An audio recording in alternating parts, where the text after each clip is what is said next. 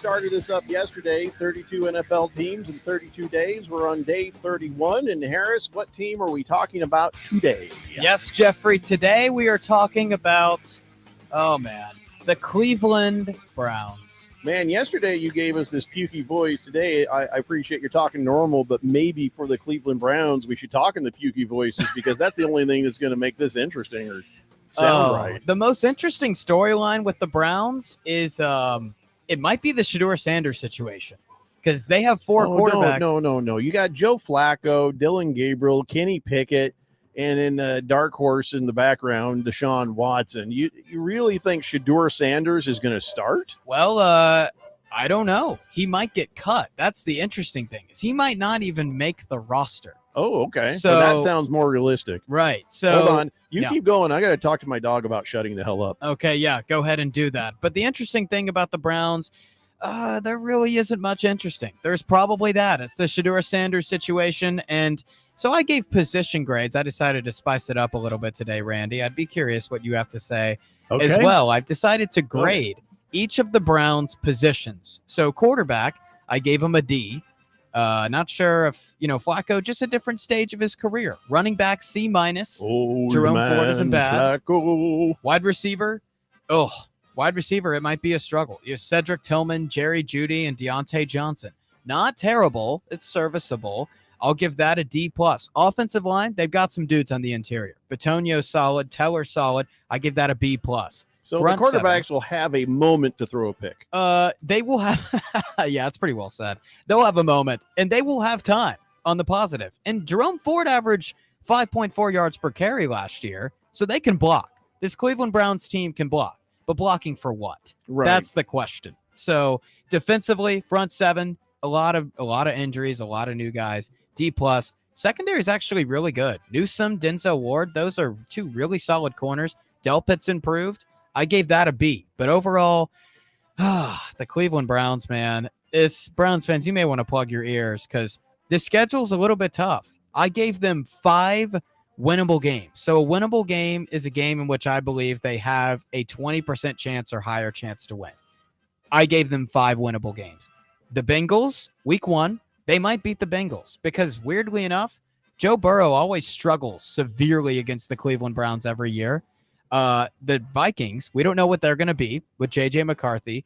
They are on the road against the Jets, game 9. We don't know what the Jets are going to be. They play the Titans. That's game 13. And then game 16, they get the Steelers at home if they go 1-1 there. They're over-under. A win total is at 4.5. Okay? So the fact that I gave them 5 winnable games. Now, there is a way in which they succeed. That is Jerome Ford is a workhorse. He ends up playing really well. Averages 5 yards a carry. They utilize that run game. They run through that big offensive line, and maybe they get some play action going. Do they have receivers that can get open downfield?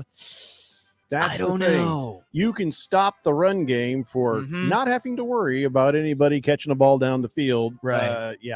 This team is offensively toast. And they averaged 15 points per game last year. That was last in the league. Remember, their defense 2 years ago was amazing. Last year, it took a massive regression. 26 points per game allowed, 27th in defense. They were getting outscored by nearly 10 points per game last year, and they did not improve.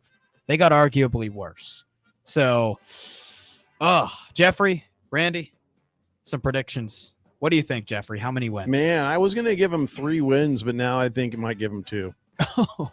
Seriously. 2 wins. You're giving him 2 wins? 2 wins in the entire season. Are you writing this down? I'm writing this down. I'm going to give them 4 wins just because they have a good defense, and I love that. Myles Garrett is still there. I love that Myles Garrett. I love that guy, man. Yep. I wish he was on the Cardinals, but I'll give him 4 wins. Yep. That's why their front 7 ultimately is at least serviceable. This defense has potential. I will give this. Randy took mine.